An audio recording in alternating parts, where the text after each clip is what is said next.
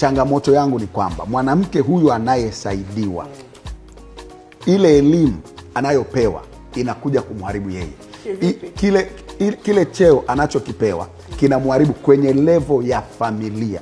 Haya mambo yote na huu ukatili mwingi tunaozungumza ni wa level ya nini? Ya familia.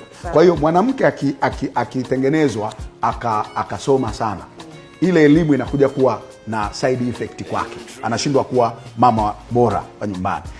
Mwanamke akitengenezwa akawa na pesa nyingi, zile hela zinakuja kuwa na side effect kwenye familia. Kwa hiyo akitengenezwa akawa kiongozi mkubwa, ile nafasi yake ya uongozi inakuja kuwa na side effect kwenye familia, kwa maana ya ndoa. Kwa hiyo ndio nataka nikwambie sasa, ndio nakwambia, ngoja nafika hapo.